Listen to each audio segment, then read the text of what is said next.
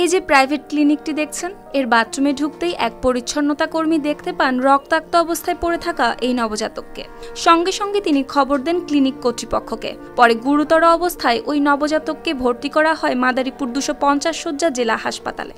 আমি ঝাড়ু দিতে গেছি, যার পর ওয়াশরুমে গেছি, ঝাড়ু দেওয়ার পর যাইতে ওই জায়গায় বাচ্চাটা ফালাই না, তারপর উঠে কোলে নিচ্ছি, নিয়ে এবারে 14 ক্লিনিকে আনে নারলুর কাটাইয়া পরে সদরে নিয়ে ভর্তি করছি। হাসপাতাল কর্তৃপক্ষ জানায়, 2 ডিসেম্বর বিকেলে নিয়মিত পরিষ্কার করতে গিয়ে এই দৃশ্য চোখে পড়ে সাথী বেগম নামের এক কর্মীর।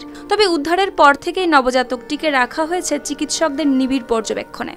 বাচ্চাটার আর কি রক্ত মাখা অবস্থায় পাওয়া যায় এবং বাচ্চাটাকে পরিষ্কার করে ওইখানে আমরা যে তাৎক্ষণিকভাবে বাচ্চাটাকে যে চিকিৎসা দেওয়ার দরকার ছিল সেই চিকিৎসা দিই এবং আমি নিজ দায়িত্বে বাচ্চাটাকে সদর হাসপাতালে নিয়ে আসি এবং সাথে সাথে পুলিশকে ইনফর্ম করি এবং বাচ্চাটা এখন বর্তমানে সদর হাসপাতালে মাদারীপুরের 250 শয্যা বিশিষ্ট হাসপাতালে ভর্তিরত অবস্থায় আছে।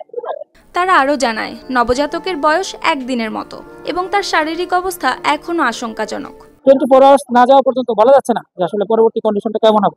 আমরা মোটামুটি চিন্তা করতেছি যে যদি এখানে ম্যানেজ করা যায়, স্টেবল হয় সে, তাহলে আমরা এখানে কন্টিনিউ করব। আর যদি মনে করি যে না, ঝুঁকি মনে হচ্ছে, তাহলে আমরা শিফট করতে চিন্তা করতেছি।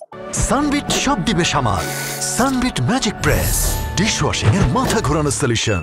সেক্ষেত্রে হয়তো ফরিদপুর অথবা ঢাকা মেডিকেলে শিফট করা লাগতে পারে। ঘটনাটি জানাজানি হতেই হাসপাতালে এসে নবজাতকের সার্বিক অবস্থার খোঁজ নেয় উপজেলা প্রশাসন। সেই সাথে শিশুটির চিকিৎসা, পরিচর্যা ও নিরাপত্তা নিশ্চিত করতে প্রয়োজনীয় নির্দেশনাও দেওয়া হয়।